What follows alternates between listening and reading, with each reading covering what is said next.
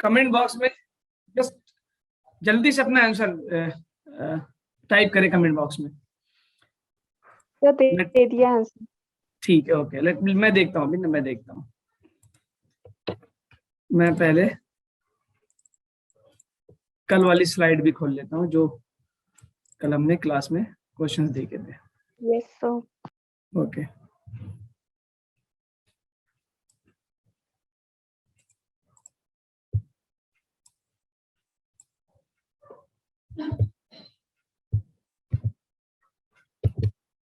Wait a minute.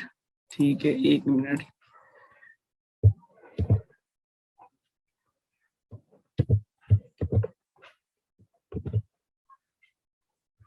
चलिए ठीक है, तो I am going to share my screen with you. Okay, सभी लोग रेडी? ठीक है, मैं स्क्रीन शेयर कर रहा हूँ, आप देखिए screen. Okay, is the screen visible to all of you? Yes ठीक है, तो वेरी गुड। तो मैं पहले उन क्वेश्चंस को डिस्कस कर लेता हूँ, या फिर पहले टॉपिक पढ़ाएं या क्वेश्चन डिस्कस करें? जल्दी बताएं क्या करें। क्वेश्चन डिस्कस पहले डिस्कस कर लेते हैं क्वेश्चन। तो उससे पहले आप लोग मुझे बताएं। सॉरी, मैंने अपना कैमरा ऑन नहीं किया है क्योंकि इधर पावर सप्लाई अचानक से चली गई, तो I am using my mobile net. थोड़ी देर में आ जाएगा तो मैं कैमरा ऑन कर दूंगा। आप मुझे जल्दी से बताएं, समराइज करें कल या पिछले लेक्चर में हमने क्या डिस्कस किया था, क्या कंसेप्ट डिस्कस किया था? The ratio of heat transfer rates, a combination of 3 rods or 4 rods. Okay ठीक है, मींस बेसिकली हमने फोरियर्स लॉ ऑफ हीट कंडक्शन, पहले हमने ये पढ़ा था कि what is basically modes of heat transfer, conduction, convection, radiation, उनके बारे में डिस्कशन किया, कौन सा क्या होता है। फिर पार्टिकुलरली हमने कंडक्शन को डिस्कस किया था, जिसमें Fourier's law of heat conduction H is equal to K delta T और डेल्टा X। K क्या था बेटा? Thermal conductivity which depends on the material, it does not depend on the shape and size. ऐसा ही कुछ बात हुई थी? Yes. ठीक है, और हमने ये भी डिस्कस किया था कि किसी भी रॉड में, किसी भी सिस्टम में अगर आप एक से ज्यादा कई रॉड्स को कनेक्ट करते हैं तो the total rate the rate of heat transfer at any given point will be same.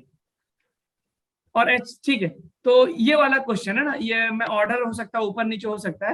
अब आपने कौन सा क्वेश्चन फर्स्ट बोला, कौन सा क्वेश्चन सेकंड बोला, मुझे तो नहीं याद है क्योंकि आपने स्क्रीनशॉट लिया था। ठीक, ये वाला क्वेश्चन, ये क्वेश्चन सॉल्व किया क्या सभी ने? Yes sir. ठीक है, तो I am getting the answer. इसका आंसर क्या है सभी लोग? जल्दी से मुझे आंसर बताएं, इसका आंसर क्या है? इसका आंसर क्या आया है इस वाले क्वेश्चन का? 2 प्लेट्स। हाँ सर, इसका आंसर फर्स्ट पार्ट का है 60/7 डिग्री सेल्सियस और बी पार्ट का है T = 0 डिग्री सेल्सियस। T = 0, इसमें T क्या है? इसमें तो अच्छा, what will be the temperature of the अच्छा, इफ क्या है 0 degree Celsius? Sir first part का 60/7। ओके ठीक है, सही है, सही, ठीक है, मैं चेक करता हूँ। देखिए, 2 plates of equal area, same दे रखा है, थर्मल कांटेक्ट है, थिकनेस जो दे रखा है 2 सेंटीमीटर और 5 सेंटीमीटर। कैन आई से दिस इज L की बात है ये। एरिया क्या दे रखा है? सेम। तो मैं पहले वाले का L1 मान लेता हूँ 2 और L2 दे रखा हमें 5।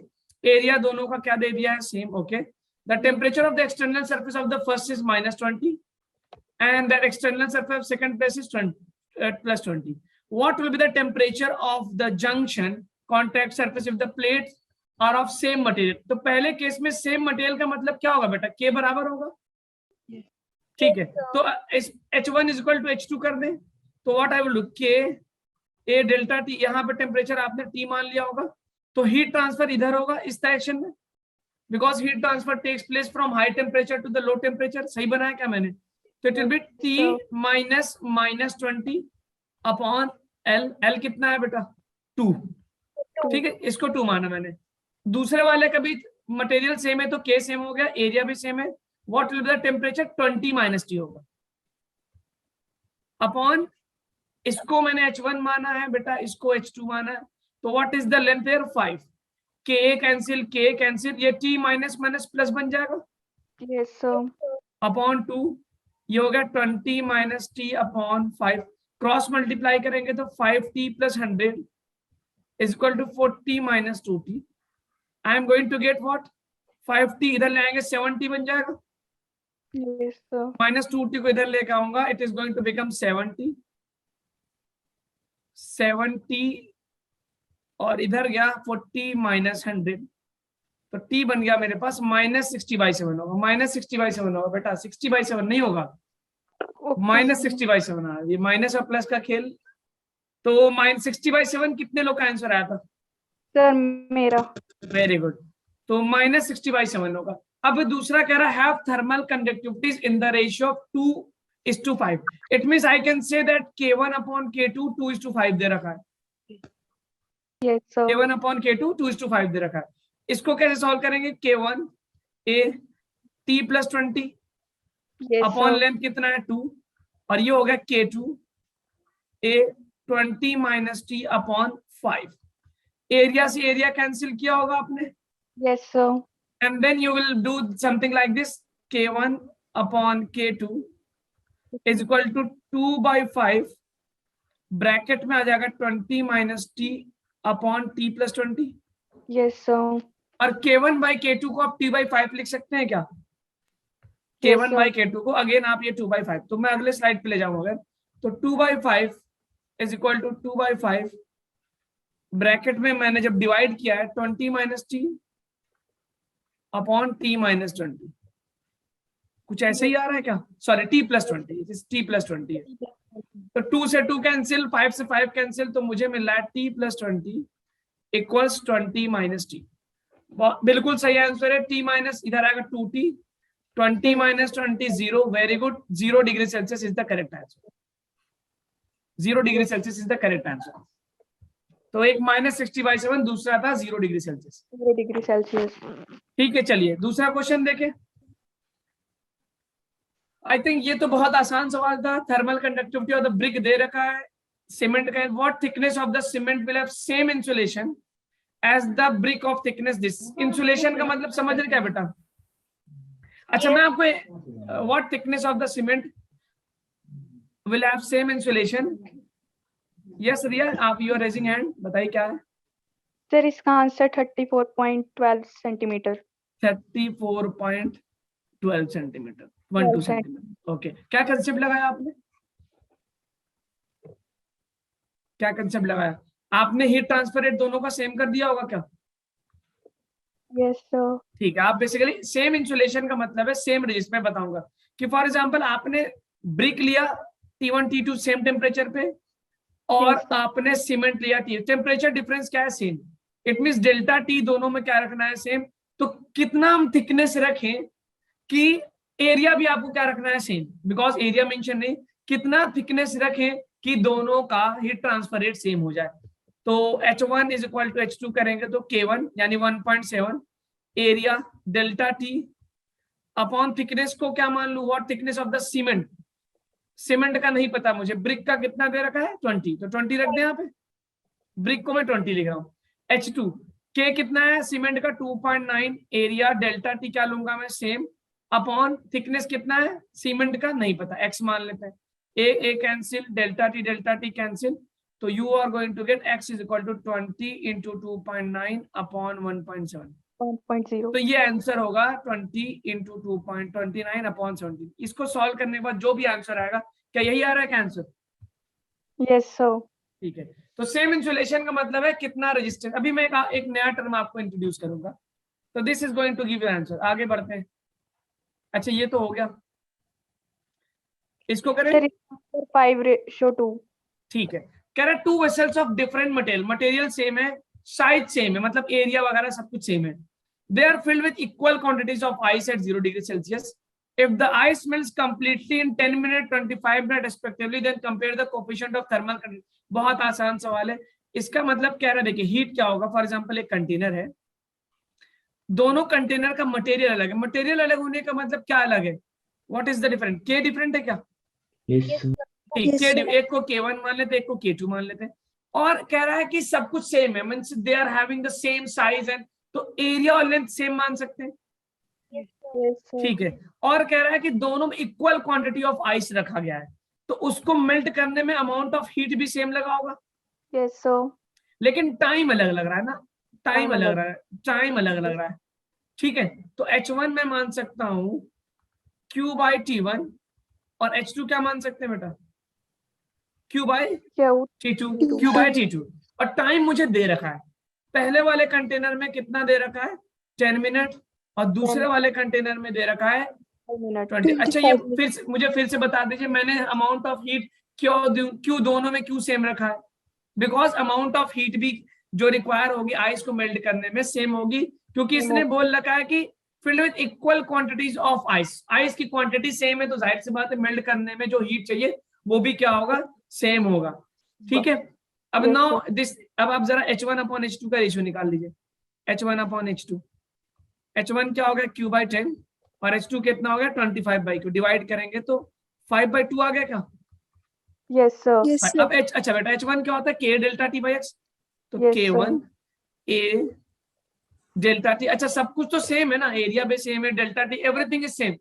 yes sir, इसी तरह इसको क्या ले दो, K2 A delta T by L, क्यों, क्योंकि एक आइडेंटिकल कंटेनर है तो एरिया लेंथ सब कुछ सेम होगा, तो L से L गया, A delta T L delta T, what time करें, K1/K2 कितना आ गया, 5 वेरी गुड, 5:2 आया था। सभी कितने लोग का 5:2 आया था?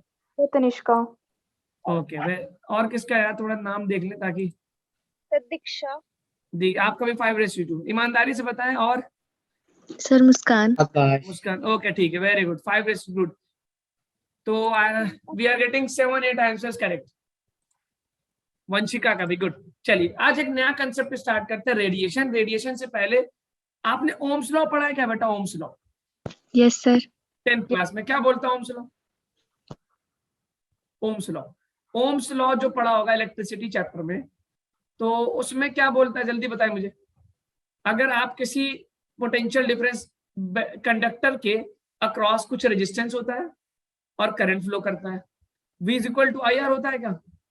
yes sir, ठीक है, what is the statement that the I is equal to delta V potential difference upon resistance, yes sir, यही होता है क्या Ohm's law? That the current flowing through a conductor is directly proportional to the potential difference. yes sir, okay ठीक है। Now अगर हम किसी rod को देखें, we call this what, electrical resistance. हम इसको क्या बोलते हैं, इलेक्ट्रिकल रेजिस्टेंस। तो जितना ज्यादा इलेक्ट्रिकल रेजिस्टेंस होगा उतना ज्यादा क्या होगा बेटा, उतना कम क्या होगा करंट। अच्छा रेजिस्टेंस का फॉर्मूला याद है, R is equal to rho L by A, 10th class में। 10th क्लास में R is equal to resistivity length upon area, याद है क्या ये फॉर्मूला? yes sir, ठीक है, अब इसी तरह अगर मैं एक रॉड ले लूं और उस रॉड का कुछ एरिया होगा, कुछ लेंथ होगा, यहां पे मैंने टेम्परेचर T1 रख दिया, टेम्परेचर T2 रख दिया, तो because of the temperature difference current इसमें हीट फ्लो होना शुरू कर देगा क्या? yes sir, अच्छा वायर में, बिकॉज देखिए बहुत गौर से सुनिएगा मेरी बात, वायर के अंदर पोटेंशियल डिफरेंस की वजह से क्या फ्लो करता है, इलेक्ट्रिक करंट। yes sir, तो can I say that the potential difference की वजह से क्या फ्लो किया, इलेक्ट्रिक करंट। electric और इस current, इलेक्ट्रिक करंट को अपोज कौन कर रहा है, इलेक्ट्रिकल रेजिस्टेंस। yes sir, ठीक है, तो इसी तरह अगर किसी कंडक्टर के अक्रॉस हम टेम्परेचर डिफरेंस लगा दें, तो टेम्परेचर डिफरेंस की वजह से हीट करंट फ्लो करेगा क्या? टेम्परेचर डिफरेंस की वजह से हीट फ्लो करता है, जिसको आप H को Q/T लिखते हैं क्या, हीट अपॉन टाइम। हाँ, इसको हम क्या नाम देते हैं, heat current. heat current, rate of heat of flow को हम क्या बोलते हैं, हीट करंट। और रेट ऑफ फ्लो ऑफ आई क्या होता है, आई क्या होता है, charge upon time. yes sir, तो कुछ सिमिलैरिटी भी नहीं क्या आपको, देखिए फॉर्मूले वगैरह बिल्कुल सेम सेम दिख रहे हैं क्या? yes sir, अच्छा यहाँ पे जो मेरे पास फॉर्मूला है I इक्वल टू Q/T, यहाँ पे H equal to Q/T। Heat current क्या होगा, total heat transfer upon total time. अच्छा Fourier's law of heat conduction क्या बोलता है, K A delta T by L। अच्छा L, इसको क्या मैं इस फॉर्म में लिख सकता हूँ, yes sir, इस फॉर्म में, K को Yes. नीचे ले आऊं, can I right this? Yes yes, yes अब देखिए अगर हम इसको इस फॉर्म में लिख दें बेटा, डेल्टा T अपॉन RT, तो क्या ये वाला फॉर्मूला ओम्स लॉ से, इस वाले ओम्स लॉ के फॉर्मूले से कुछ मैच हो रहा है? देखो yes sir, तो Yes, sir. बेसिकली हम क्या करेंगे, हीट ट्रांसफर को रिलेट करेंगे, सिमिलैरिटी निकालेंगे इलेक्ट्रिक करंट से। Similarity between heat current and electric current. ये हेडिंग है आपका, जल्दी हेडिंग डालिए। Similarity between heat current and electric current. तो जैसे पोटेंशियल डिफरेंस की वजह से फ्लो करता है क्या इलेक्ट्रिक करंट, टेम्परेचर डिफरेंस की वजह से क्या फ्लो कर रहा है heat current. Current electric current क्या होता है चार्ज अपॉन टाइम, और Yes. हीट करंट क्या हुआ heat upon time. Heat upon time. Heat upon time, potential difference की वजह से क्या प्रोड्यूस हुआ इलेक्ट्रिक करंट। ओम्स लॉ क्या होता है I is equal to delta V by R, और यहाँ पे फूरियर्स लॉ क्या हो गया, ये फूरियर्स लॉ ही था, दिस इज जो कल हमने पढ़ा था डेल्टा टी बाई आर। और क्या आर को मैं इसको हम थर्मल रेजिस्टेंस बोलते हैं। क्या बोलेंगे बेटा इसको थर्मल रेजिस्टेंस, क्योंकि ये हीट को अपोज कर रहा है ना। देखो जितना जैसे वहां पे रेजिस्टेंस का होता करंट को अपोज करता था, उसी तरह थर्मल रेजिस्टेंस किसको अपोज करेगा हीट फ्लो को अपोज करेगा। क्या थर्मल रेजिस्टेंस को यहाँ अगर इस फॉर्मूले से देखें तो क्या इसको मैं L अपॉन K लिख सकता हूँ। Yes sir. बिल्कुल सही, याद रखिएगा। जैसे हम इलेक्ट्रिकल रेजिस्टेंस को लिखते हैं रो L by A, thermal resistance को लिखते हैं L बाई K। एकदम सिमिलैरिटी मिल रही है क्या, देखो जरा। Yes sir. देखो जल्दी नोट करिए। तो अब now onward we will solve the problems of the heat conduction with the help of thermal resistance। तो हो जितना गया। ज्यादा थर्मल रेजिस्टेंस होगा उतना कम हीट करंट होगा, जितना ज्यादा इलेक्ट्रिकल रेजिस्टेंस होगा उतना कम इलेक्ट्रिक करंट होगा। ठीक है, बिल्कुल मैं रिपीट कर रहा हूं। देखिए लाइट आ गई, चलिए इलेक्ट्रिसिटी देखिए बहुत ध्यान से समझिएगा। ओम्स लॉ में क्या होता है बेटा कि अगर आप किसी वायर के कंडक्टर के दो एंड पे अलग अलग पोटेंशियल लगाते हैं, पोटेंशियल डिफरेंस जैसे यहाँ 20 वोल्ट लगा दिया, यहाँ पे 10 वोल्ट लगा दिया, तो करंट फ्लो करता है हाई पोटेंशियल से लो पोटेंशियल पे। 10th क्लास में पढ़ा था आपने, सभी लोग बोले ये पढ़ा तक नहीं करंट 10th क्लास में, कि अगर आप किसी कंडक्टर को कनेक्ट कर दे हाई पोटेंशियल से लो पोटेंशियल, फॉर एग्जांपल इधर 20 वोल्ट इधर 10 वोल्ट, तो इलेक्ट्रिक करंट फ्लो करेगा, चार्ज फ्लो करेगा हाई पोटेंशियल से लो पोटेंशियल। ठीक है ओके। अब इसमें उस करंट को अपोज करने वाली प्रॉपर्टी का नाम इलेक्ट्रिकल रेजिस्टेंस होता था, यस सर। जिसको ओम्स लॉ से V is equal to I R, जिसको V मतलब डेल्टा V लिख सकते हैं बेसिकली। V क्या होता है पोटेंशियल डिफरेंस, डेल्टा मतलब होता है डिफरेंस चेंज। तो हमें ओम्स लॉ एक मिलता है which is del I is equal to current is equal to delta V upon R, क्या है रेजिस्टेंस, इलेक्ट्रिकल रेजिस्टेंस। और रेजिस्टेंस का फॉर्मूला हमें मिला था R is equal to rho L by A. अगर हमने देखा कि अगर हम उसी कंडक्टर के क्रॉस कोई कंडक्टर ले लें, टेम्परेचर डिफरेंस लगा दें, तो टेम्परेचर डिफरेंस की वजह से हीट करंट फ्लो करेगा क्या, ठीक है। कहां से कहां तक, high temperature to low temperature. Current कहां से कहां फ्लो कर रहा था बेटा, हाई पोटेंशियल से लो पोटेंशियल। हीट करंट कहां से कहां फ्लो कर रहा है, हाई टेम्परेचर से लो टेम्परेचर। Low temperature. उसमें करंट फ्लो को कौन सा लॉ बताता था, ओम्स लॉ। हीट फ्लो को कौन सा लॉ बताता है, फूरियर्स लॉ। ठीक है, इसमें मुझे फॉर्मूला मिला था H is equal to heat upon time, वहां क्या था I is equal to Q upon time, current is equal to charge upon time, heat current is equal to heat upon time. Formula क्या है K delta T by R। Delta T क्या है temperature difference, delta V क्या है बेटा potential difference. तो मैंने इसको ओम्स लॉ के फॉर्म में कन्वर्ट करने के लिए, जैसे वहां पे डेल्टा V बाई R था, मैंने इसको कन्वर्ट करने की कोशिश की डेल्टा T बाई R में, और उस R का नाम हमने रखा थर्मल रेजिस्टेंस। तो K जो ऊपर था उसको नीचे ले आया, यू नो डिनोमिनेटर का डिनोमिनेटर न्यूमरेटर बन जाता है। तो L बाई K जो यहाँ पे टर्म दिख रहा है आपको नीचे L बाई K, क्या इस पूरे L बाई K को एक नया टर्म मान सकते हैं थर्मल रेजिस्टेंस RT के नाम से। Yes sir. बस यही है Fourier's law of heat transfer, similarity between heat current and electric current. तो हो गया। ठीक है बेटा, देखिए नीट में 2 बार क्वेश्चन पूछा है जो टॉपिक पढ़ा रहा हूँ। Okay sir. ठीक है, अभी नीट का दोनों क्वेश्चन सॉल्व करेंगे इसी कंसेप्ट में, समझ में आ गया क्या। Yes sir. अच्छा अब ये बताइए, आप जब 10th क्लास में आपसे सीरीज पैरेलल कॉम्बिनेशन का इक्विवेलेंट रेजिस्टेंस निकलवाता था क्या, सीरीज और पैरेलल का।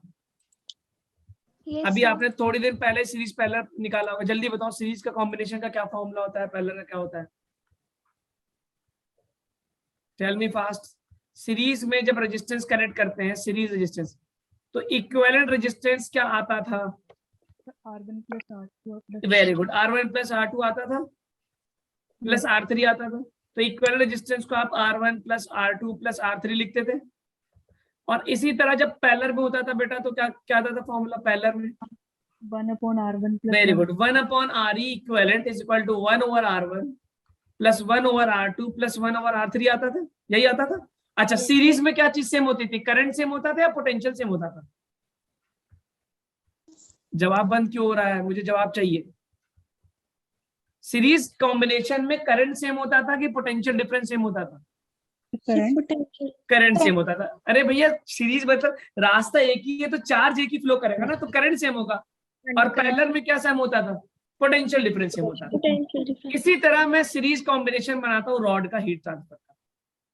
अगर आप 1 2 3 रॉड कनेक्ट कर दो, फॉर एग्जांपल मैंने 3 रॉड कनेक्ट कर दिए और इधर मैंने टेम्परेचर दे दिया T1, टेम्परेचर डिफरेंस दे दिया T2, और मैं पूछ रहा हूँ इसकी कंडक्टिविटी K1, K2, K3 दी है, इसकी कंडक्टिविटी L1, L2, L3 दे रखा है, इसका एरिया A1, A2, A3 दे रखा है। ठीक है, Yes. एरिया में तीनों का सेम मान, let me take area same लेते हैं। सीरीज में एरिया हम सेम ले लेते हैं, let me take same area. Length अलग करते हैं ना। तो ये बताए इन तीनों रॉड में क्या चीज सेम होगी? टेम्परेचर डिफरेंस सेम होगा तीनों रॉड का, या हीट करंट सेम होगा? Heat current. Heat current, very good. Heat current क्या होगा?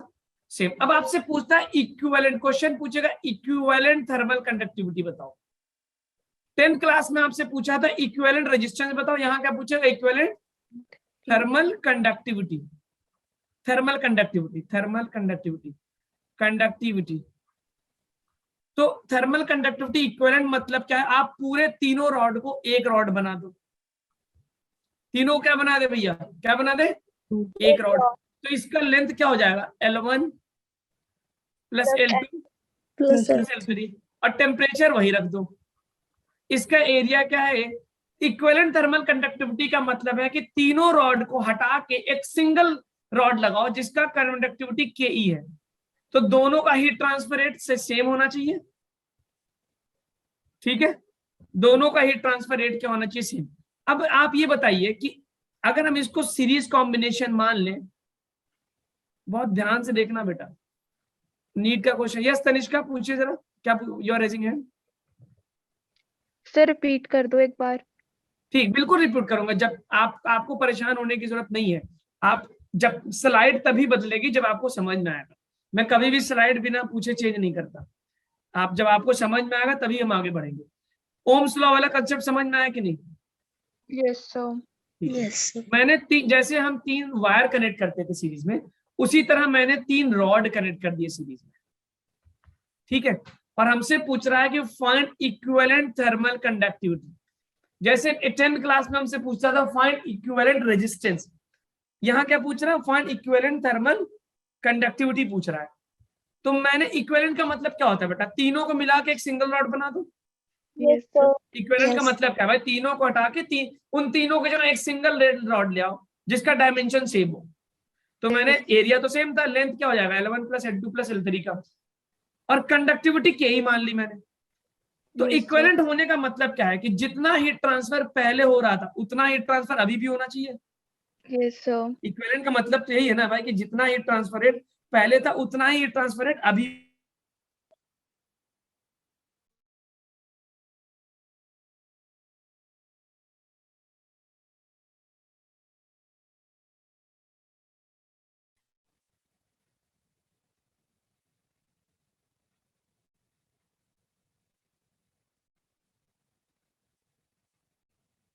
हाँ भाई बताइए। Yes sir. ठीक है, जितना रेट ट्रांसफर रेट था, तो रेजिस्टेंस का फॉर्मूला हम लगा देंगे। तो जैसे हमने वहां पे सीरीज मेथड में, सीरीज में जब हमने रेजिस्टेंसेस को कंबाइन किया था, वही सेम मेथड हम यहाँ पे कंबाइन करने जा रहे हैं। कि अगर इसका रेजिस्टेंस हम पूछे तो क्या हम RE is equal to R1 plus R2 plus R3 लिख सकते हैं? अगर हम रॉड को एक रेजिस्टेंस की तरह ट्रीट करें तो। Yes sir. ठीक है, और थर्मल रेजिस्टेंस का फॉर्मूला क्या निकाला मैंने? L/K। क्या निकाला मैंने? L/K। तो RE को मैं क्या, RE का टोटल लेंथ क्या है? L1 plus L2 plus L3 total length upon KE into area. L/K हो गया। ठीक है, यस सर। R1 को क्या लिखेंगे? L1 upon K1 A plus L2 upon K2 A plus L3 upon K3A. K3A। अब यहाँ से हमें क्या एरिया से कॉमन दिख रहा है, कैंसिल हो जाएगा। Yes sir. नो हमें पता क्या करना है बेटा, के। तो क्या मैं यहाँ से, देखो गौर से देखना, बिकॉज ये नीट का प्रीवियस ईयर क्वेश्चन है, बहुत इंपॉर्टेंट क्वेश्चन है। अब हम क्या इसको देखना, के को ये लिख सकता हूँ क्या, L1, पहले आप देख लीजिए, अगर नहीं समझ में आएगा तो बताइएगा, divided by L1 upon K1। ये आपको याद नहीं करना है, रटना नहीं है, अपने आप आपको क्वेश्चन हो जाएगा। क्या ये लिख सकता हूं मैं, Yes, sir. जो राइट साइड था उसको नीचे लाया और के को राइट साइड लेकर। तो Yes, आपको ये फॉर्मूला नहीं रटना, आपको याद रखना ये फॉर्मूला बस, कि सीरीज में होगा तो R1 plus R2 plus R3 कर देंगे, और R क्या होता है, L बाई के। R क्या होता है बेटा, L बाई L by के। सिंपल, बस इतना याद रखना है, इसको नोट कर लीजिए। अब सभी को समझ में आए, R Yes, क्या L बाई के, सीरीज होगा L1 upon K1, L2 upon K2, L3 upon K3, और टोटल का पूछा है तो L1 plus L2 plus L3 upon K। Area common है, कैंसिल कर दिया। Yes sir. अब एग्जाम में आपको लेंथ की वैल्यू दी रहेगी, लेंथ 5 है 4 है, जो भी वैल्यू दी होगी रखेंगे, आंसर निकाल लेंगे। Yes, Okay sir. sir. ठीक है, इसको नोट करिए, अभी क्वेश्चन करेंगे, बहुत आराम से समझ में आएगा। It's not a difficult task, it's a very easy task. तो सीरीज कॉम्बिनेशन रेजिस्टेंस का अप्लाई कर रहे हैं हम, थर्मल कंडक्टिविटी निकाल रहे हैं। Yes sir. Sir, यस हो गया. मुस्कान बताइए। सर ये जो के को हमने इक्वल टू किया L1 plus L2 plus L3, हाँ सर हमने इसको दूसरी साइड कैसे लिखा? अच्छा, हाँ मैं लिख दे रहा हूँ। मुझे लग रहा था कुछ स्टूडेंट्स इसमें स्ट्रगल कर सकते हैं, मैं लिख रहा हूँ। देखिए क्या इसको मैं के ये लिख सकता हूँ, इसको मैं क्रॉस मल्टीप्लाई करके राइट साइड जब ले जाऊंगा यस सर। ऐसे लिख सकता हूँ क्या। Yes sir. बस अब के जिससे मल्टीप्लाई, उस मल्टीप्लाई वाले पार्ट को नीचे ले आया, मैं डिनोमिनेटर बना दिया। अब क्लियर हुआ। Yes sir. ठीक है, मैं हो जाता है कभी कभी, धीरे धीरे। देखिए अभी आप लोग ना बहुत लर्निंग स्टेज पे हैं, कुछ दिनों बाद आपको ये चीजें बहुत हल्का लगने लगेंगी, समझे। अब कहेंगे अरे सर ये क्या पढ़ा रहे हैं। हाँ लेकिन उसकी शर्त ये, अच्छा आप जरा सोचो बेटा ना, नीट में कितने क्वेश्चंस होते हैं, 200 क्वेश्चंस होते हैं, 180 जिसमें अटेम्प्ट करने होते हैं। Yes sir. भाई सभी लोग नीट निकालेंगे कि नहीं, Yes, कुछ sir. लोग ऐसे ही बना। जब भाई देखो, जब तक इरादा नहीं तो बकवास है, आपका आना बेकार है, आप जाइए अपना कुछ और काम कर लीजिए, टाइम वेस्ट कर रहे हैं अगर इरादा नहीं है तो अब एक बात समझिए, अब आप जरा ये सोचो कि 180 200 क्वेश्चन है, उसमें से 20 क्वेश्चन छोड़ने हैं, तो आपको पूरे 200 क्वेश्चन पढ़ने होंगे। Yes sir. अच्छा उस 200 क्वेश्चन को पढ़ के आपको उसको सॉल्व करना है, सॉल्व करने के बाद सही आंसर निकालना है, सही आंसर निकाल के एमआर में भरना है, तभी डॉक्टर बन पाएंगे। Yes sir. और मुझे ये उम्मीद है कि भाई जो लोग, जितने लोग यहाँ नीट की क्लास कर रहे हैं, वो नीट डॉक्टर ही बनना चाह रहे हैं, कोई कुछ और नहीं बनना चाह रहा, वरना वो कुछ और यहाँ ना आता। Yes sir. अब आप जरा सोचो बेटा, मैं फिजिक्स का एग्जांपल है, चलो बायो में तो ये होता है ज्यादा सॉल्व नहीं करना होता, आपने पढ़ा, अगर आता है तो सॉल्व टिक लगाएंगे, नहीं आता तो उसमें सॉल्व तो करना है नहीं कि बताओ भैया माइटोकॉन्ड्रिया के अंदर क्या होता है, इक्वेशन तो बनाएंगे नहीं कि बनाते इक्वेशन बायोलॉजी में। No sir. तो ऐसा तो है नहीं बैठ के पूरा इक्वेशन बनाया पड़े भैया है, वहां पे तो आप बस पढ़ा, क्वेश्चन आ रहा है, मैच वैच किया, ठीक है, वरना तो खत्म। केमिस्ट्री में क्या होगा, 50-50 का मामला होता है कि कुछ रटने वाले होते हैं, देख के तुरंत सॉल्व होता है, कुछ सॉल्व करना होता है। Yes sir. ठीक है, लेकिन फिजिक्स में क्या होता है देख के सॉल्व हो जाएगा नो सर। No बिना, sir. है ना। तो उसमें आप पहले क्वेश्चन पढ़ेंगे, फिर समझेंगे, फिर समझने के बाद उसको सॉल्व करेंगे, सॉल्व करने के बाद आंसर सही निकालेंगे, मैच करेंगे। तो अब आप Yes, इस बात sir. को समझिए, अब 45 क्वेश्चंस आपको सॉल्व करने हैं। अब आप ये बताएं, अगर आप 45 क्वेश्चंस, आपकी प्रैक्टिस नहीं है और आपने वैसे क्वेश्चंस पहले नहीं देखे, तो डू यू थिंक, क्या आपको लगता है कि आप 45 नए सवाल एक 1.5 घंटे में कर पाएंगे? क्योंकि 1.5 घंटा तो बायो और केमिस्ट्री ले गया ना। कर पाएंगे कभी? नहीं कर सकते, कोई नहीं कर सकता। इसका मतलब इतना खतरनाक, इतना फास्ट रिवीजन होना चाहिए कि दिमाग में आपको क्वेश्चन दिखा थर्मल कंडक्टिविटी का, पहली लाइन 2 लाइन पढ़ने के बाद ही आपका दिमाग तैयार हो जाना चाहिए कि ओहो कंडक्टिविटी आ गया, और आपके दिमाग में फौरन सारे फॉर्मूले आ जाने चाहिए, तभी आप उस प्रॉब्लम को 1.5 मिनट में कर पाएंगे। Yes sir. मानते हैं इस बात को? अगर आप सोचेंगे नहीं यार मुझे फॉर्मूला भी नहीं याद है, मुझे कंसेप्ट भी नहीं याद है, तो आप उसको पढ़ेंगे, फिर बैठ के सोचने लगेंगे, तो आप उस प्रॉब्लम को अगर सॉल्व कर भी लेते हैं तो कम से कम 5-7 मिनट लगेगा। Yes, sir. अब आप जरा Yes. जोड़ लो, 20 क्वेश्चन को सॉल्व करने में आपको 100 मिनट लग जाएंगे, मतलब Yes, 1.5 sir. घंटा तो आप ऐसे ही खा जाएंगे। It means Yes. Everything should be in your hand, तभी आप नीट निकाल सकते हो। नीट निकालने के लिए बेटा कितना नंबर चाहिए अच्छा कॉलेज पाने के लिए? कम से कम पता है कुछ? कितने स्कोर चाहिए 720 में से? 600 600 तो 600 पे तो आजकल नॉर्मल कॉलेज मिल रहा है। एम्स वेम्स में जाने के लिए 650 प्लस चाहिए, ठीक है। यस और यहाँ अलीगढ़ में जो जेएनएमसी मेडिकल कॉलेज है, इसका तो इस बार जो गया 630 गया है यहाँ पे, जहाँ अलीगढ़ में मेडिकल कॉलेज है, ये 9 नंबर पे कॉलेज है यहाँ पे। चलिए ठीक है, तो मैं अब आपको सीरीज के बाद पैरेलल, तो मेरी बात इसको याद रखिएगा ना, यू शुड हैव दिस में, ये 2 साल आपको इतना ज्यादा रखना, वरना कि you should not take time to think over the question. इतनी प्रैक्टिस हो कि आपने टॉपिक पढ़ा, पढ़ते ही सारे फॉर्मूले सट सट सट सट दिमाग में रिकॉल हो जाने चाहिए। Only then you are going to solve that question in a very fast manner. Otherwise हो सकता है कि आप क्वेश्चन सॉल्व कर भी ले, लेकिन आप इतना ज्यादा टाइम ले लेंगे कि आप नंबर ऑफ क्वेश्चंस बहुत कम कर पाएंगे, और अल्टीमेटली कुछ भी हो आप एमबीबीएस के क्वालिफाई नहीं कर पाएंगे। Yes, sir. इस बात का ध्यान रखिएगा ना। तो अभी से करना, 11th में एक समझ लीजिए बहुत ही बून और बहुत ही इंपॉर्टेंट अपॉर्चुनिटी होती है। बाकी हर तरह के इंसान होते हैं यार, किसी को बात अच्छी लगती है, किसी को नहीं लगती। the way you put the effort, the way you get the result. Yes, sir. चलिए ठीक, अब मैं ना पैरेलल कॉम्बिनेशन करता हूँ। Let me do a parallel combination. Parallel में क्या होता है कि आप रॉड्स को साइड बाय साइड रखेंगे, Yes, sir. Side by side. For example मैंने ये रख लिया, लेंथ तीनों का सेम हो जाएगा। Yes, sir. इसका एरिया A1 मान लिया, एरिया A2 मान लिया, एरिया A3 मान लिया।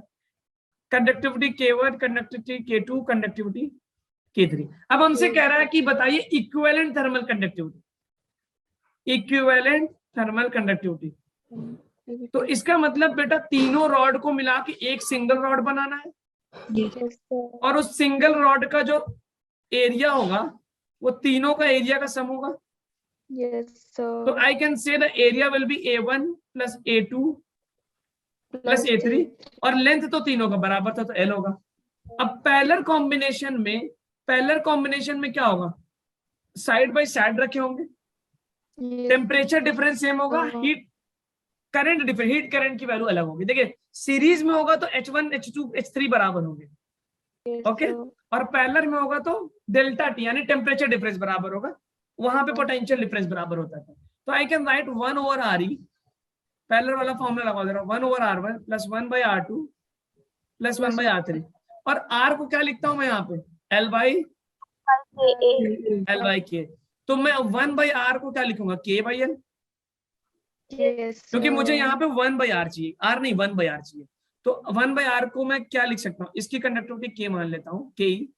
तो Ke एरिया क्या लिख दूंगा बेटा, A1 plus A2 plus A3/L, और 1/R1 को क्या लिखूंगा, K1 A1/L, 1/R2 क्या लिखूंगा, K2 A2/L, और 1/R3 को K3 K3 A3/L। L common दिख रहा है, Yes, sir. कैंसिल। तो आपको इक्विवेलेंट थर्मल कंडक्टिविटी मिल जाएगी K1 A1। ये रटना नहीं है, ये Yes, याद ये रटना कौन सा है, ये याद रखना है बस। ये याद रखो, अपने आप वहां बैठोगे 1 मिनट के अंदर, 30 Yes, सेकंड के sir. अंदर आप इसको डिराइव कर लेंगे, Yes, sir. Upon A1। और अगर आप प्रैक्टिस करेंगे ना तो आपको खुद ही याद हो जाएगा। तो ये थर्मल कंडक्टिविटी आ जाएगी इक्विवेलेंट पैरेलल कॉम्बिनेशन की। Yes, sir. यस ठीक है, चलिए सीरीज पैरेलल हो गया। 2 नीट के प्रॉब्लम करते हैं सेम कंसेप्ट पे। Yes, sir. Yes, sir. Note कर लें तो हम चले आगे आगे आगे। तो हो गया। सभी Okay, का हो sir. गया, और लोग बोले okay, everyone done. Yes sir ठीक है, okay. Yes, now let's sir. Solve a problem which was, ये नीट 2017 का प्रॉब्लम है, इसको सॉल्व करिए। नीट 2017 का प्रॉब्लम है, सुकून से सॉल्व करिए, पूरा क्वेश्चन पढ़ लीजिए, देखिए क्या कह रहा है, उसके बाद मुझे आंसर बताइए। देखिए कंपोजिट रॉड का मतलब यही हुआ कि एक बना देना दोनों को, इक्विवेलेंट की बात कर रहा है ना, लैंग्वेज समझिएगा। कंपोजिट रॉड का मतलब समझ रहे हैं कि एक बना देना दोनों को।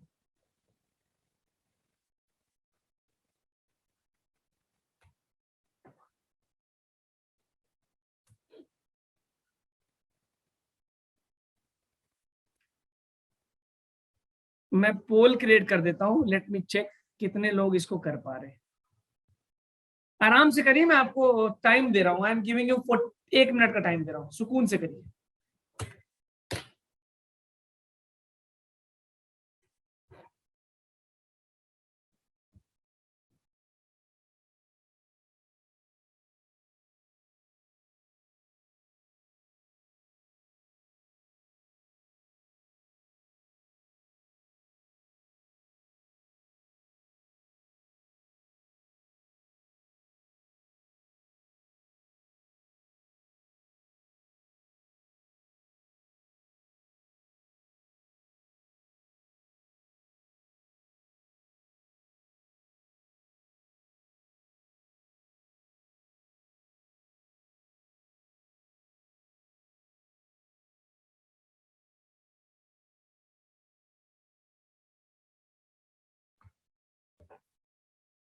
Okay, Tanishka Thakur and all the students, आप चाहे तो चैट बॉक्स में भी आंसर दे सकते हैं, ताकि मुझे ये पता चल जाए कि किस स्टूडेंट ने कितना कौन सा आंसर दिया है। जल्दी करें इस चीज को ना।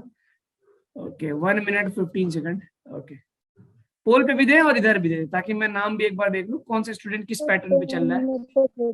दोनों पे दे दीजिए। ठीक है ना, ठीक है। Okay, I am just so that I can get an idea ना, पता चलता रहे। हम रैंकर, आपको पता ना, हम रैंकर बेंच भी बनाते हैं यहाँ पे। रैंकर बैच के बारे में आइडिया है? Yes, sir. ठीक है, तो ये जो क्लास की परफॉर्मेंस Yes, है, इसी sir. परफॉर्मेंस के बेसिस पे टीचर्स नाम सजेस्ट करेंगे, और फिर वो आपको उन स्टूडेंट्स को स्पेशल क्लासेस होती है उनको। Okay, great. Yes, sir. चलिए यस सर। चलिए हम इसको पोल एंड करते हैं। और देखिए, ज्यादातर स्टूडेंट्स ने ऑप्शन दिया है कौन सा? फोर्थ ऑप्शन दिया है। और फोर्थ ऑप्शन क्या लग रहा है, सही है गलत है? सही है। सही है, पक्का? Yes sir. Yes, great, very good, बहुत अच्छा, बिल्कुल सही। आपने थोड़ा सा सीरियस होके एक नीट का प्रॉब्लम आपने सॉल्व कर लिया। तो देखिए, इसमें कुछ नहीं, अभी हमने पहले देखा था कि पैरेलल कॉम्बिनेशन वाला फॉर्मूला था, जिसमें हमने देखा कि ये फॉर्मूला निकाला हमने, K1A1 + K2A2। आप फिर से वही करेंगे तो ये फॉर्मूला लगाएंगे। K इक्विवेलेंट पूछ रहा है तो K1A1, Yes, आप sir. 1/R1 + 1/R2 + 1/R3 वाला जब मेथड लगाएंगे तो you are going to get this things. अब उसमें आप ये देख रहे हैं क्या कर रहा है कि Yes. Different material welded together, और इसका एरिया क्या दे रखा है, same. Yes. Two rods A and B of different material are welded together as shown here. Their thermal cut किया। अच्छा, इसमें मेंशन नहीं है, लेकिन हो सकता है इसमें टाइपिंग मिस्टेक हो गई हो, लेकिन एक्चुअली जो एग्जैक्ट क्वेश्चन उसमें ये लिखा हुआ था, two rods of same dimension. उसमें क्या लिखा हुआ था? Two rods of same dimension. Dimension मतलब एरिया और लेंथ सेम है, तो एरिया सेम करेंगे तो K1A + K2A upon A + A क्या आएगा, 2A।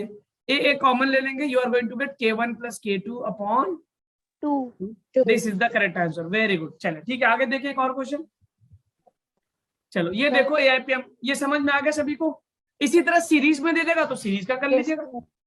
अगर आपको सीरीज कॉम्बिनेशन Yes, का दे sir. देगा कि दो rods A and B series में लगा दिए, तो आप R1 + R2 वाला फॉर्मूला लगा के वहां से L/K करके देख लेंगे। Sir. ठीक है, चलिए ये क्वेश्चन है Yes, sir. AIPMT यानी नीट का जो पुराना नाम था उसका क्वेश्चन है 2010 का।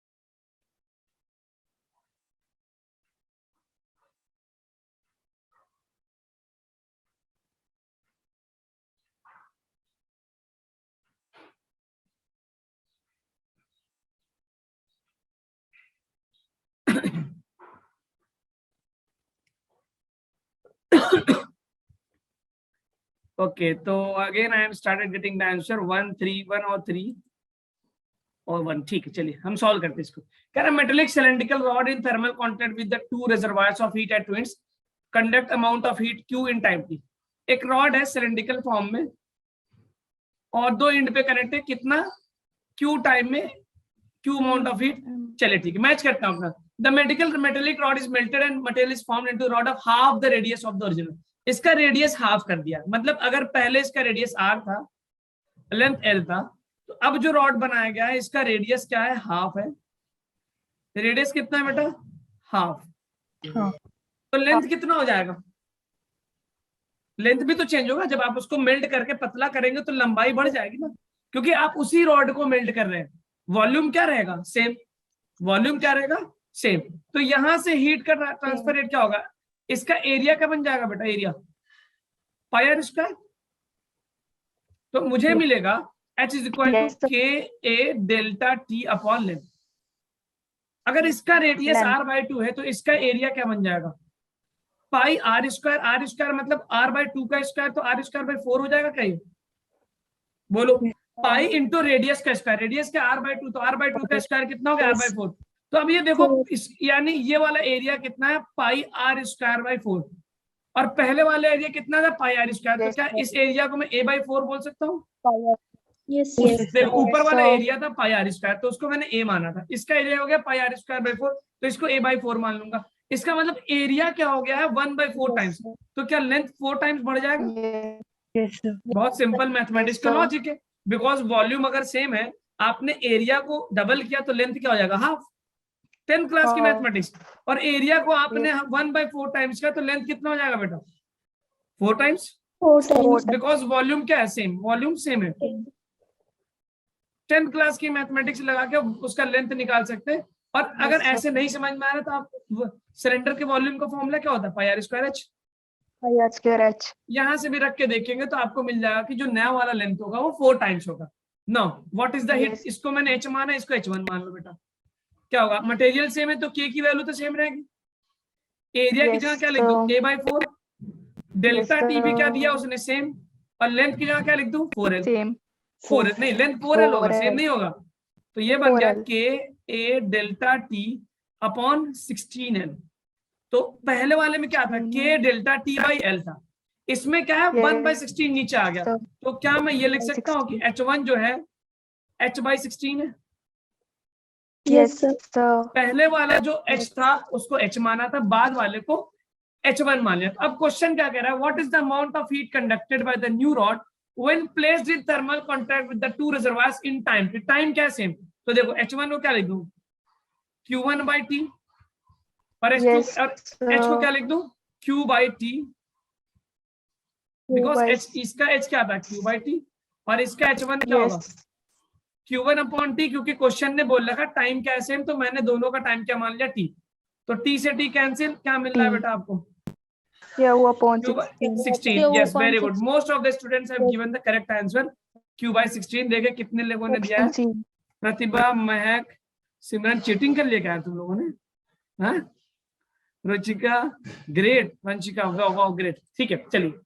इससे क्या हो रहा है, मेरा भी कॉन्फिडेंस राइज हो रहा है कि आप लोग को मैं और ऊपर के क्वेश्चंस करा सकता हूँ. चलिए नया टॉपिक लिखते हैं, रेडिएशन.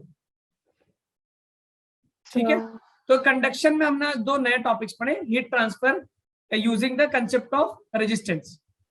तो not put down the heading radiation. Radiation. Okay, what is radiation, जल्दी बताएं. Mode of heat transfer with the help of electromagnetic waves. यही है. ओके, अब आप ये बताएं, इलेक्ट्रोमैग्नेटिक स्पेक्ट्रम का नाम सुना है, जिसमें ultraviolet, visible, infrared, x-ray, gamma ray, बहुत सारे स्पेक्ट्रम्स. तो अगर हम स्पेक्ट्रम को स्टडी करें तो उसमें हम इलेक्ट्रोमैग्नेटिक वेव्स को अलग अलग ग्रुप में डिवाइड करते हैं ना, अलग अलग ग्रुप में डिवाइड करते हैं. तो बीच में आता है विजिबल रेंज, जो हमारे आंखों को दिखाई देता है, जिसको हम विग्योर बोलते हैं. ठीक है, विग्योर. और इसके बाद मुझे इंफ्रारेड मिलता है, जिसको IR बोल सकते हैं. और Yes, sir. इससे पहले अल्ट्रावायलेट मिलता है, इससे पहले एक्सरे मिलता है, Yes. इसके बाद रेडियो वेव्स मिलते हैं, Yes. नहीं रेडियो नहीं, माइक्रोवेव्स मिलते हैं। पहले माइक्रोवेव रहता है, देन वी हैव, ये याद Yes, होना sir. चाहिए ना आपको, दिस वी हैव माइक्रोवेव्स, वो माइक्रोवेव ओवन आता है ना, This. और देन वी हैव रेडियो। इस तरह से Yes, रेंज होता sir. है रेडियो। तो देखिए अगर हम एक्सरे से माइक्रोवेव की तरफ जा रहे हैं तो वेवलेंथ बढ़ रहा है ना, Yes, sir. Yes. वेवलेंथ यानी लैम्डा क्या हो रहा है, इंक्रीज हो रहा है। इंक्रीज का मतलब अप एरो दिखा दिया, ठीक है। और आपको ये भी बताओ Yes, कि sir. स्पीड, वेव के लिए स्पीड जो होता है वो होता है फ्रीक्वेंसी इंटू वेवलेंथ। ये फॉर्मूला याद है? Yes, Yes, sir. sir.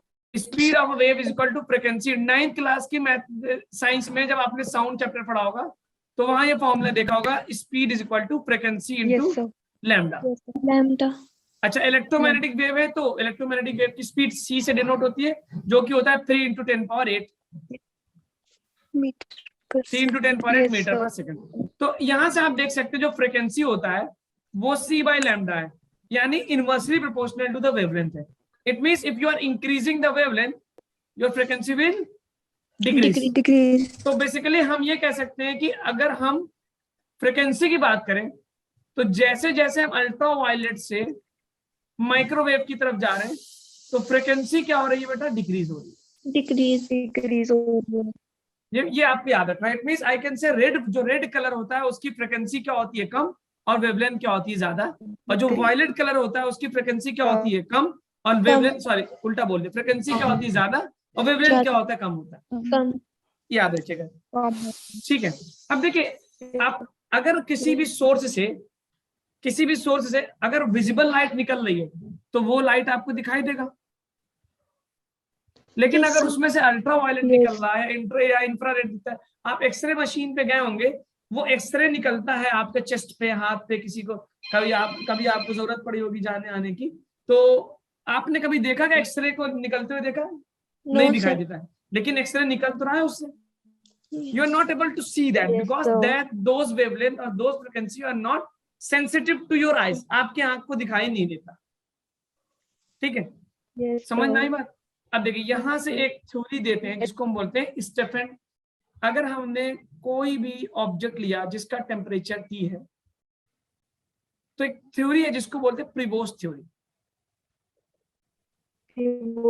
Previous theory, it says that every object above 0 kelvin के ऊपर सारी ऑब्जेक्ट्स जो है वो इलेक्ट्रोमैग्नेटिक रेडिएशंस इमिट कर रहे हैं।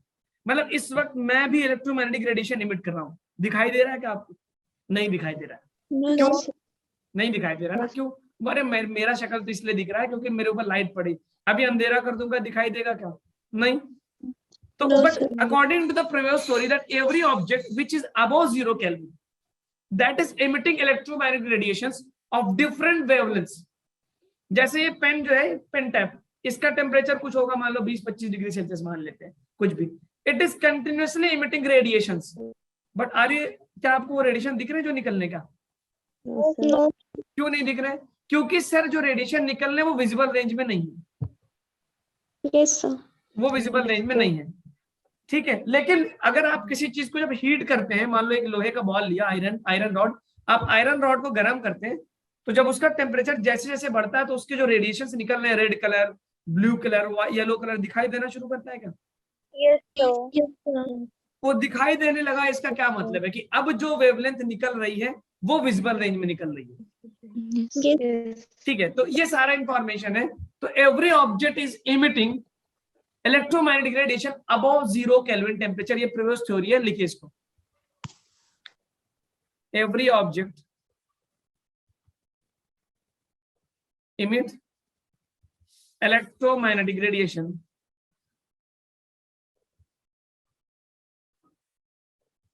above 0 kelvin temperature. 0 केल्विन के ऊपर हर ऑब्जेक्ट इलेक्ट्रोमैग्नेटिक रेडिएशन इमिट कर रहा है, ठीक है।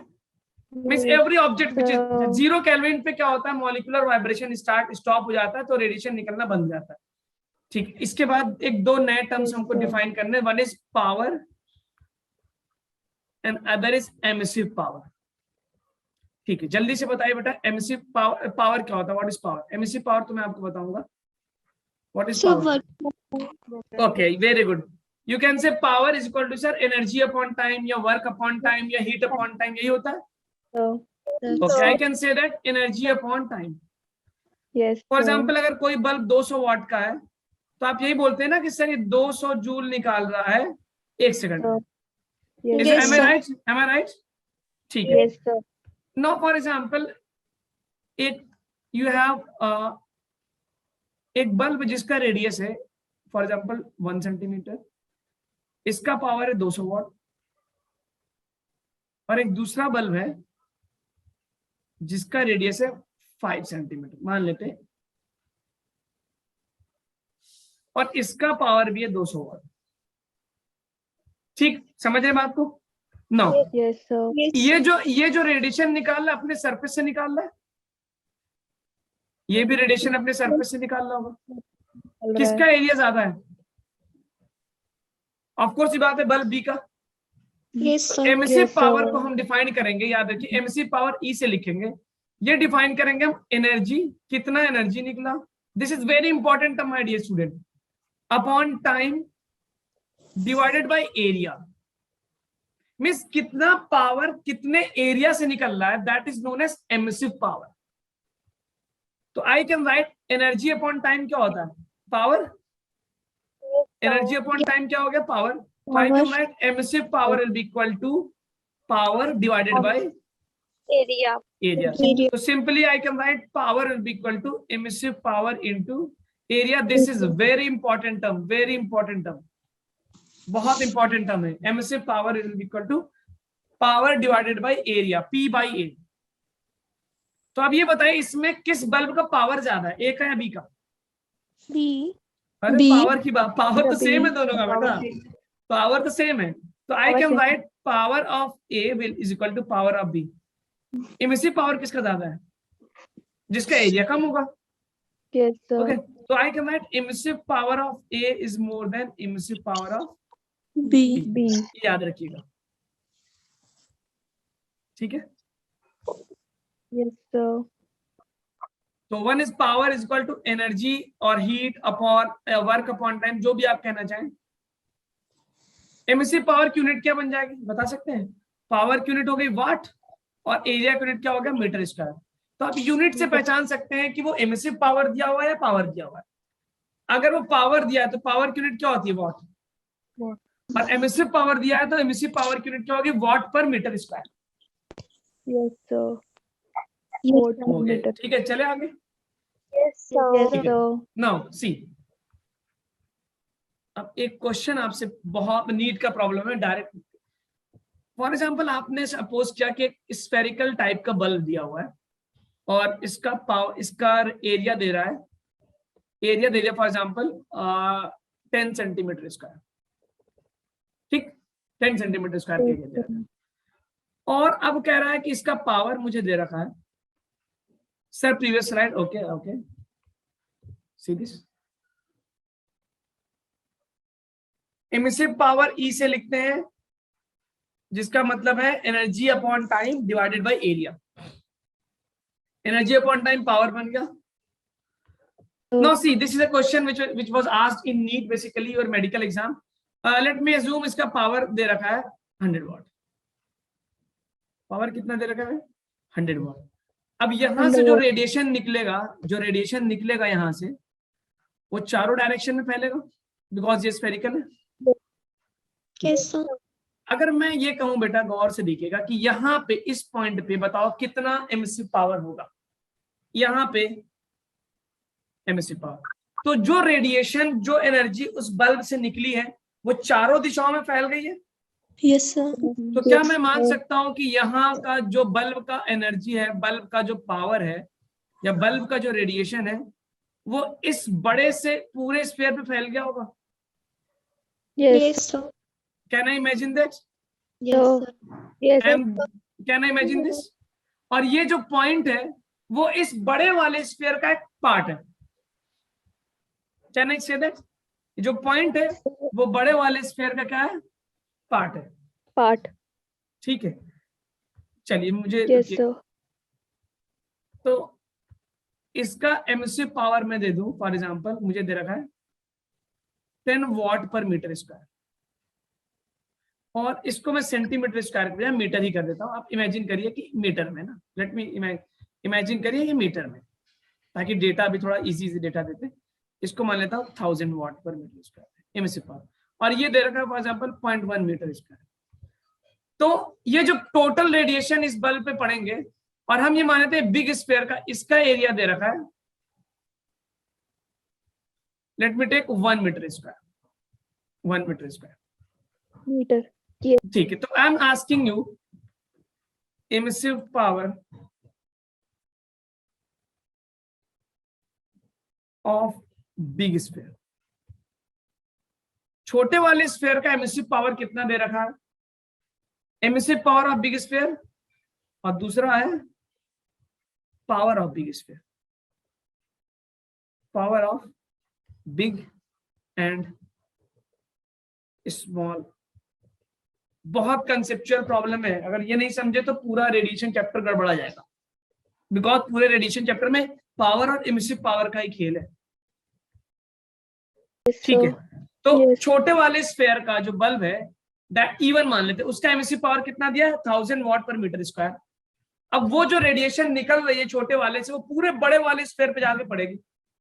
ठीक है, now can you tell me what is the power of the small sphere. तो पावर, अगर मैं power of the small sphere को P1 मान ले, Yes, sir. स्क्रीन विजिबल है आपको? Yes, sir. यार ये फिर से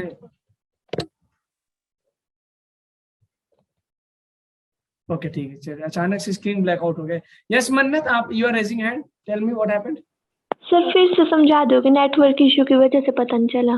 अच्छा ठीक है, आपको ये बताए पावर और एमिसिव पावर का मतलब समझ में आया कि नहीं मन्नत? No sir. ओहो, आप कहाँ से गायब है? ये वाली स्लाइड आपने देखी थी? Yes sir. ठीक है, देखिए मैंने आपसे बताया कि पावर जो होता है वो होता है एनर्जी अपॉन टाइम, और एमिसिव पावर क्या होता है, energy upon time upon area. Means वो डिपेंड करेगा कि कितने एरिया से वो एनर्जी निकल रही है।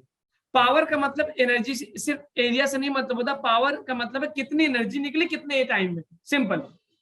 तो फॉर एग्जांपल मैंने दो बल्ब बनाए, एक का रेडियस 1 सेंटीमीटर, एक का 5 सेंटीमीटर, दोनों का पावर दे रहा है 200 वॉट। तो मैंने पूछा किसका पावर ज्यादा? सर पावर तो दोनों का सेम है, लेकिन when I am talking about emissive power, तो देखिए एमिसिव पावर क्या है, पावर डिवाइडेड बाय एरिया। जितना ज्यादा एरिया होगा उतना कम एमिसिव पावर होगा। तो नीचे वाला जो स्फीयर उसका एरिया ज्यादा है क्योंकि स्फीयर बड़ा है, तो उसका एमिसिव पावर क्या हो जाएगा, कम। लेकिन पावर क्या है, power is energy upon time, दोनों 200 वाट के। ठीक है, Yes, sir. अब यहाँ पे एक छोटा सा क्वेश्चन में देखा था कि एक छोटा सा स्फीयर है जिसका एरिया 0.1 सेंटीमीटर स्क्वायर है, उसका एमिसिव पावर दे रखा 1000 वॉट मीटर स्क्वायर।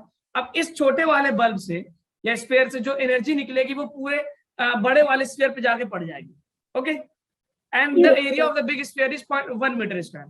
अब क्वेश्चन पूछा है कि what is the emissive power of big sphere, और दूसरा क्वेश्चन है what is the emissive power of big and small sphere. तो पावर ऑफ स्मॉल स्फीयर को तो क्या मैं E1 into A1 लिख सकता हूँ, emissive power Yes, into sir. Area.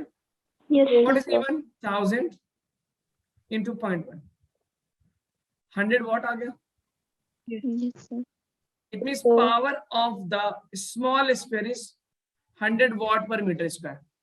Power of the small sphere. अब ये पूरा का पूरा पावर जाके बिग स्फीयर पे पड़ जाएगा, यस क्योंकि सर। जो एनर्जी निकली है छोटे वाले स्फीयर से वो पूरी की पूरी पावर जाके बिग स्फीयर पे पड़ जाएगी सेम टाइम Yes, में। sir. टाइम भी क्या होगा, सेम। तो क्या मैं ये लिख सकता हूँ power of big sphere will be equal to power of a small sphere? Yes, sir. Why? Because the whole power which is coming from the smaller sphere will reach to the big sphere. Yes, ठीक, sir. तो I can also write power, मुझे P1 कितना मिल गया 1000 what, तो big sphere का भी power कितना मिल गया, सॉरी 100 वॉट मिल गया आंसर। तो power of big and small दोनों का पावर क्या आएगा, same, because the energy which is coming from the small will fall on the big sphere. Yes, sir. ठीक है, अब हम आपसे एमिसिव पावर की बात करें। अगर if I am going to talk about the emissive power of the big sphere, तो एमिसिव पावर क्या होता है, E2 जो होगा that will be equal to power 2 upon area of 2। Power कितना निकाला बेटा, 100, एरिया Volt. कितना दे रखा 1, तो ये आ गया 100 watt per मीटर स्क्वायर। ठीक है, this is that and you note it down please. Power of both the spheres will be same.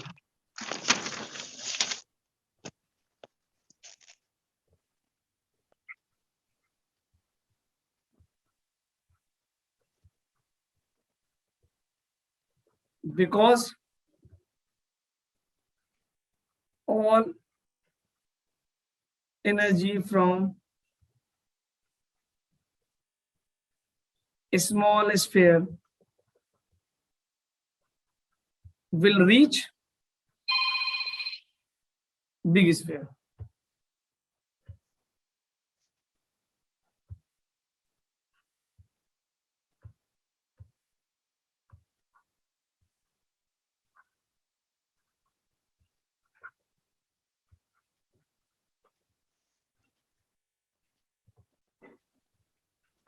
Yes sir.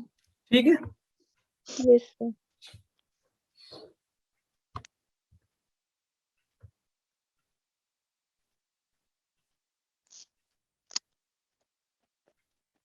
लेकिन इमिसिव पावर अलग होगा, क्यों? क्योंकि दोनों का एरिया क्या है, अलग है।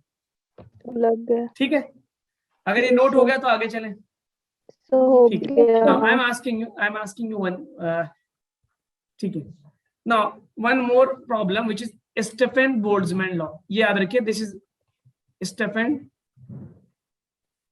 Boltzmann law. Stephen Boltzmann law. What is this law? से very simple, बहुत आसान लॉ है। कोई स्फेयर है, स्फेरिकल बॉडी के लिए डिफाइन करते हैं, किसी कोई भी सरफेस है, एरिया ए दे रखा है एंड टेम्परेचर मान लेते हैं T। टेम्परेचर क्या बोल दिया? T किस में? केल्विन में। याद रखिएगा, टेम्परेचर हमेशा किस में लेते हैं? केल्विन SI यूनिट में। तो Stephen Boltzmann law say that the emissive power is directly proportional to temperature का पावर 4। और टेम्परेचर किस में रखना है बेटा हमको? केल्विन में। टेम्परेचर किस में रखना है? केल्विन में। तो अच्छा, proportional I can right E proportional T power 4। और प्रोपोर्शनल जब हटाते हैं तो एक कांस्टेंट आता है जिसको हम सिग्मा बोलते हैं, and this sigma is called as Stefan Boltzmann constant. क्या बोलते हैं इसको? स्टीफन साइंटिस्ट जिसने अपना नाम दिया था, उन्हीं के नाम के आगे स्टीफन बोल्ट्जमैन कांस्टेंट। वैल्यू क्या होती है? 5 6 7 8। बहुत आसान है वैल्यू याद करना। 5 अभी लिखता हूँ, Stephen Boltzmann constant and the value is 5678। What is 5.67 into 10 power minus 8। 5 6 7 8 minus. हाँ, याद रखिएगा 5.67 into 10 power minus 8। A very easy way to remember this data। 5.67 unit क्या होगी इसकी? सिग्मा की। तो sigma will be equal to E upon T की power 4। Emissive power की यूनिट क्या होगी? Watt metre square. और टेम्परेचर की यूनिट क्या होगी? केल्विन का पावर 4। तो इसकी यूनिट क्या होगी? Watt per metre square kelvin power 4। Stefan Boltzmann dimension analysis भी करवा सकता है आपको। स्टीफन बोल्ट्जमैन कांस्टेंट की डायमेंशन पूछ लेता है, तो आपको वॉट का डायमेंशन पता है, निकाल लीजिएगा ना। ठीक है, अच्छा, अगर आपसे एमिसिव पावर पता, अगर इसी लॉ को पावर के फॉर्म में लिखें तो E into A बन जाएगा। Yes because sir. Power is equal to emissive power into area. अभी थोड़ी देर पहले हमने देखा, power is equal to emissive power into area. And so emissive power Stefan Boltzmann law के अकॉर्डिंग क्या है? Sigma T power 4। There power will become sigma A T power 4। Yes sir. Sigma T power 4। ठीक है, yes and sir. Temperature is in kelvin. Yes sir. Temperature will be in kelvin. Kelvin. ठीक है, note करें। Stephen Boltzmann law क्या है radiation के लिए? The emissive power of any body is directly proportional to temperature power 4 and temperature is in kelvin. Temperature is in kelvin. Kelvin. ठीक है, चलिए क्वेश्चन देते हैं जरा, चले आगे। Yes, sir. ठीक है, now you for example you have a sphere of radius 3 centimeter and temperature is 27 degrees Celsius, and you have another sphere, a big sphere of radius 9 centimeter and temperature, let me take 227 degrees Celsius. दो square से, ठीक है। क्या है? Find ratio of power and emissive power. इसका A नाम दे दिया ए बी। तो what will be the ratio of power and emissive power of A and B? Power का क्या रेशियो आएगा, एमिसिव पावर का रेशियो क्या आएगा? What will the ratio of that?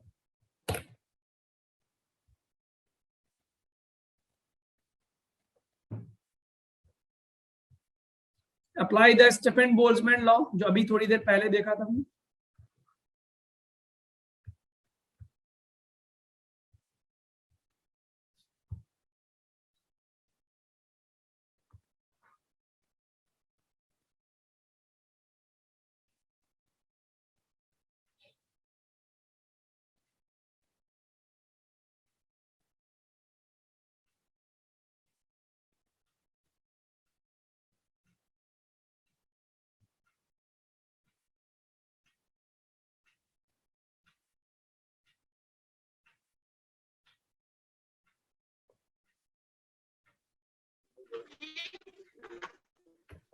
Yes, students, are you getting the answer?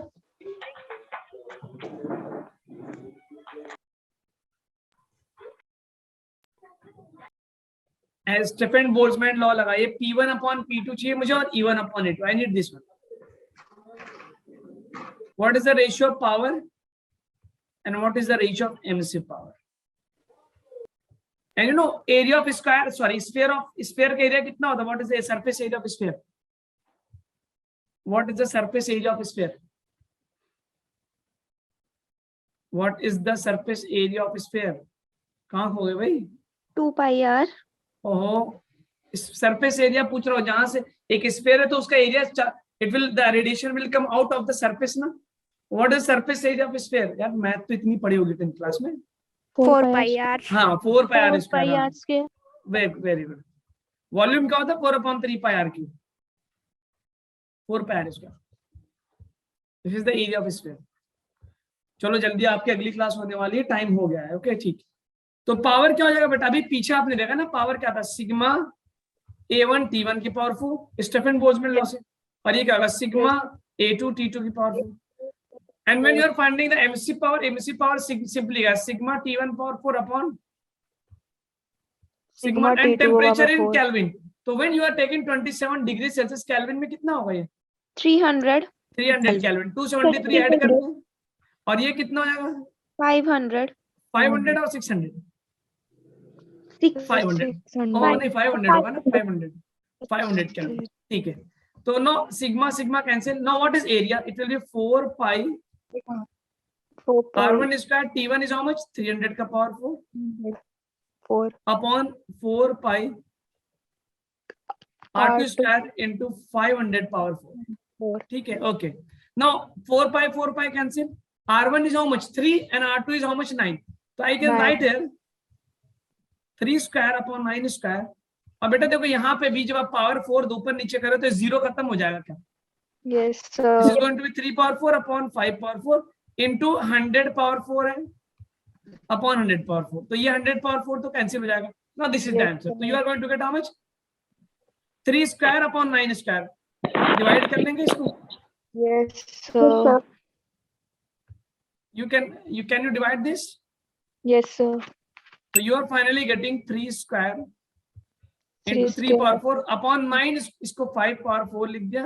And 9 square को क्या लिख सकते हैं? 9 को लिख सकते हैं 3 स्क्वायर और उसका स्क्वायर कर दें तो 3 power 4 और ये 3 power 4 cancel. Yes, sir. So finally you are getting 3 3 9 upon 5 power 4 क्या होगा? 5 5 25, 25 into 25 625। तो 9 by 625 is the ratio of power। ठीक, जल्दी करते हैं, क्लास आपकी खत्म होने वाली। तो पावर का रेशियो मुझे मिल गया कितना? 9 by 25। And now what will be the ratio of emissive power? Emissive power does not include the area term। वो तो कैंसिल हो गया। Yes. It is including only the Yes, sir. temperature। तो area कुछ भी होगा, emissive power का ratio क्या आएगा? सेम आएगा। Sigma cancel. It is coming out to be 300 power 4 upon 500 power 4। 10 0 cancel। Yes, sir. 3 power 4 upon 5 power 4। 3 3 9 9 81 upon 5 for 25, 25 into 25, 625. 625. So the ratio of emissive power will be 81 upon 625, and the ratio of emissive power, power will be 9 upon 625. ठीक है, चलिए तो मिलते हैं अगली class में। Time exceed हो गया, दूसरी क्लास में वेट हो रहे होंगे आप। ओके, इसको जल्दी से नोट करिए, फिर अगले क्लास से मिलते हैं। तो इंशाल्लाह विल बी मीटिंग।